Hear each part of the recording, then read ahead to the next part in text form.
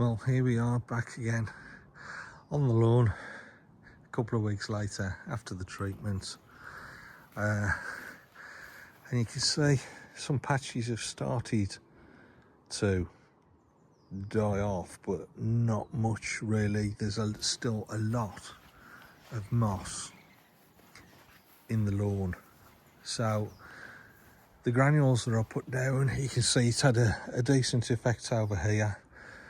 Still got some moss that hasn't been touched. Maybe I missed it with the spreader, but I'm going to give it another treatment today. I'm going to try something else. I'm going to try a bit of iron sulfate, but you can see it has had an effect on here, but I want to try and give it a bit more of a boost. You can see there's still moss here that hasn't been touched on the lawn. So the lawn is definitely greener. It's definitely been fed. So the plan of attack for today is to not cut it as short today. I'm going to not the lowest setting, but the next one up. I'm going to take the top off it, and then I'm going to give it another treatment, but I'm going to use a liquid treatment this time and see if that has a bit of a better effect. But the 4-in-1 feed and weed granules have definitely had an effect, but I think there was just that much in the lawn that it just needs a bit of an extra boost to try and get on top of the moss situation. So I'm gonna take the top off, give it another treatment, and then possibly try in a week, take the top off it again, and then do some scarification on it. So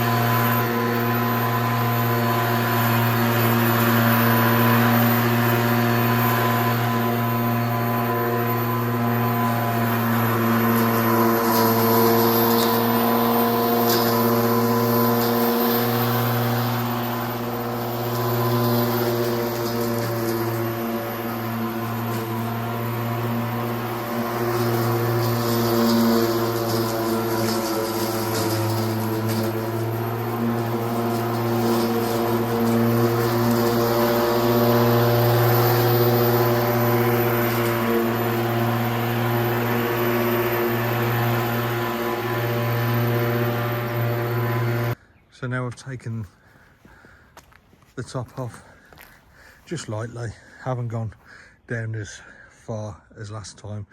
You can see the lawn is definitely looking a bit better. You can still see there's some moss going on over here. The biggest noticeable difference is up the top area up here where it gets a lot of shade. You can still see, look, some of the moss has been affected, other parts of the moss hasn't. But this top area, when we aerated the soil and we put some of the gypsum down, this was really muddy down here, and now the ground is drying out quite well. Obviously we've had a couple of nice days and not weeks and weeks of rain, which has helped, but underfoot it's a lot firmer, it's less forgiving. You can see there's still bits of moss that have been affected, but there's still a lot in the lawn that still needs treating. So it's had about 2.5 weeks on now, the granular feed and weed. So we're going to put another treatment on today and see what that does to the lawn. So what we're using is Maxicrop, moss killer and lawn tonic. Got a bit of seaweed in there as well. It says it treats 66 metres. And it says 150 ml mixed with either 9 litres of water with a watering can or 1.5 litres of water with the sprayer. Well, we're going to use a watering can, and the watering can holds about 6 litres. So we're going to reduce that to about 100 ml of the moss killer. I'm going to measure it out. 100 ml is that bottom right there.